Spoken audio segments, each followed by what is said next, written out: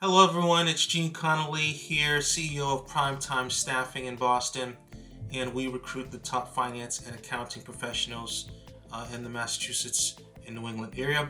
And I just wanted to talk to you guys about how to get the best hires in your companies.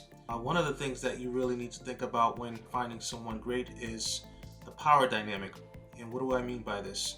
What is your company power dynamic as opposed to what a potential candidate's power dynamic might be? What are your strengths and what are your weaknesses?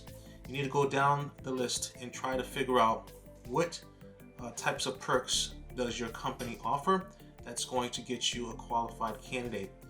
Do you have flexible hours?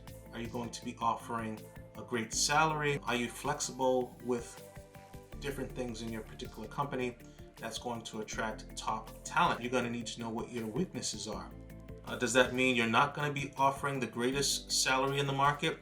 You don't have flexible hours and pay.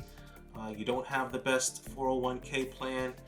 You really need to be realistic about what your strengths are and what your weaknesses are, and that's going to determine the power dynamic in the situation when you're hiring a top candidate, because the top candidate is going to be having their skills, strengths, weaknesses as well, and that's going to compare to what you guys are doing on the company front. So if you have a candidate that is very skilled at what they're doing and what you're looking for, they're obviously going to have a lot of power in the situation. If they don't have as many skills, then obviously that's going to be less attractive and the power is going to shift.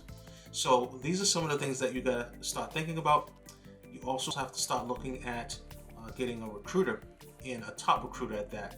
And this is a recruiter that you should get in the industry that you're looking for, in regards to if you're trying to hire a finance person or an accountant. You would get someone who is focused on finance and accounting, like Primetime Staffing. This is what we do. We are geared to that particular niche.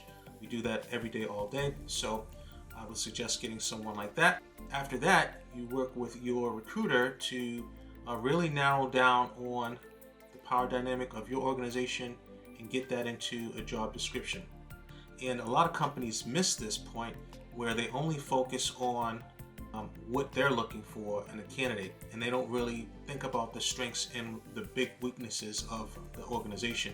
They really overlook that. They really need to put more time into looking at how you can convey all of your strengths to a candidate within the job description, and really figure out what you're going to do about your weaknesses, because when the time comes, the candidate's going to look at that and they're going to say, okay, what are you going to give me that's kind of balances this out?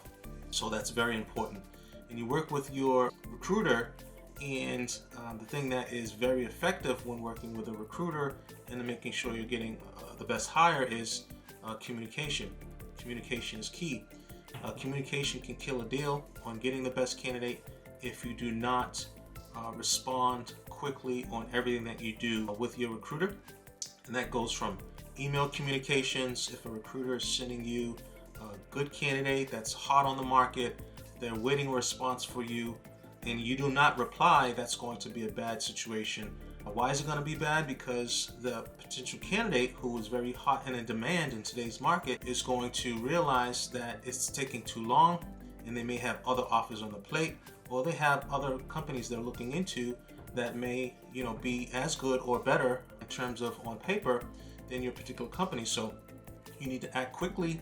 You need to make sure that you're getting in contact with your recruiter. That way, the recruiter is going to really spend time on your position, because if they don't feel like you are responding quickly, then they're going to go to another position and work that position, because time is of the essence. There's a lot of candidates out there, and then there's a lot of companies looking for these candidates, so you don't want to be the last at bat.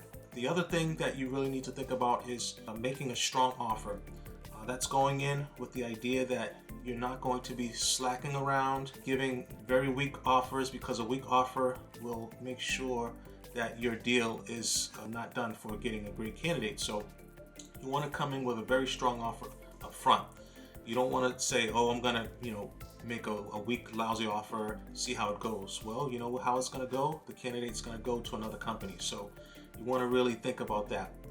How is this particular candidate going to react when they present this offer? they are going to, say, okay, great, this is a good salary, good benefits, it's very flexible, they're more likely to accept the offer.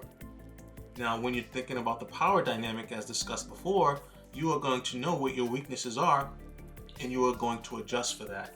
You're going to make some different things in your offer more pleasing, and that's what you should be doing, because you want to make your company the best, be put in the best light as possible. So focusing on those things, focusing on the power dynamic, focusing on getting a top recruiter to get top talent, focusing on the communication, and focusing on a strong offer is going to really get you some great candidates. I hope you enjoyed this particular video, and catch you on the next one.